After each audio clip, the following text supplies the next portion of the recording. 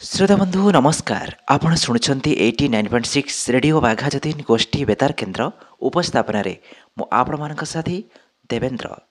श्रोता बंधु आज हूँ नवेम्बर मास 14 तारीख विश्व मधुमेह दिवस।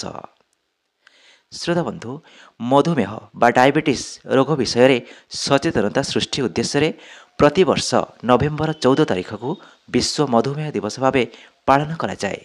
ଏହି ଦିବସର ମୁଖ୍ୟ ଲକ୍ଷ୍ୟ ହେଉଛି ସ୍ୱାସ୍ଥ୍ୟ ଶିବିର, ସ୍ୱାସ୍ଥ୍ୟ ସମ୍ବନ୍ଧିତ ବାର୍ତ୍ତା, ସଭା ସମିତି ତଥା ବିଭିନ୍ନ କାର୍ଯ୍ୟକ୍ରମ ମାଧ୍ୟମରେ ମଧୁମେହ ରୋଗ ପ୍ରତି ସଚେତନତା ସୃଷ୍ଟି କରିବା। ଏହି ରୋଗର ସବୁଠାରୁ ବଡ଼ କାରଣ ହେଉଛି ଖରାପ ଏବଂ ପରିବର୍ତ୍ତିତ ଜୀବନଶୈଳୀ। ମଧୁମେହକୁ ନେଇ ଲୋକଙ୍କ ମଧ୍ୟରେ ସଚେତନତା ସୃଷ୍ଟି କରିବା ଅତ୍ୟନ୍ତ ଗୁରୁତ୍ୱପୂର୍ଣ୍ଣ।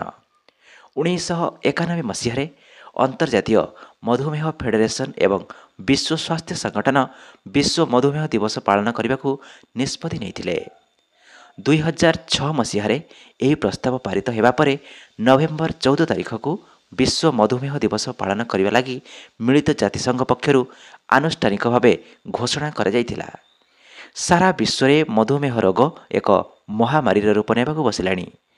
यहाकू स्लो पॉइजन बा नीरव घातक बोली मध्य कहा जाए।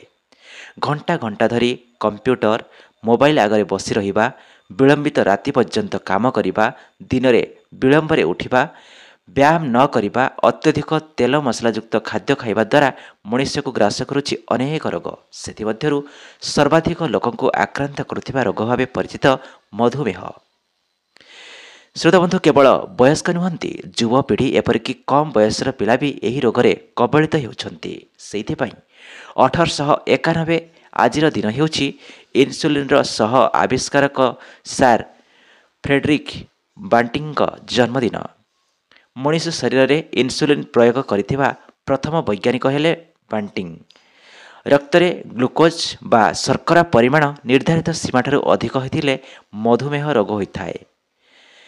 श्रोता बंधु मधुमेह साधारणतः दुई प्रकार टाइप 1 एवं टाइप 2 डायबिटीज।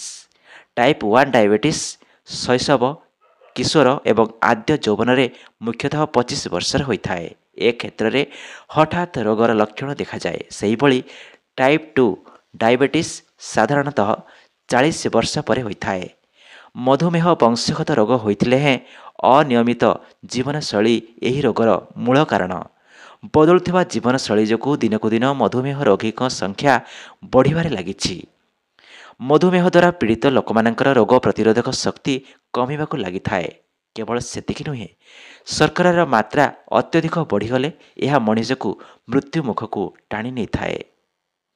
मधुमेह रोग पर सतर्कता अवलंबन करने नितांत आवश्यक। विश्व मधुमेह दिवस पालन द्वारा लोक मानक मधुमेह रोग को नियंत्रण करने वार्ता दि जाए। नियमित डाक्तर परामर्श नेवा सह उपयुक्त चिकित्सा मधुमेह नियंत्रण में सहायक होता है। संतुलित आहार सह नियमित व्यायाम, योग, चलाबुला आदि उपर दृष्टि देले याकू नियंत्रण में रखा जाई परिबो। लोक मानकू एही रोग बाबद में सचेतन करने पर प्रति वर्ष एक थीम बा विषय वस्तु आधार में मधुमेह दिवस पालन करा जाए। चलित वर्ष यह दिवसर विषय वस्तु होछि डायबिटीज एंड वेलबीइंग। श्रोता बंधु आसंतु डायबिटीज संबंध में आम समस्ते निजे सचेतन हेबा, अन्य मानक सचेतन कराइबा। शुणुथिबा रेडियो बाघाजतीन गोष्ठी बेतार केन्द्र 89.6 FM बैंड रे।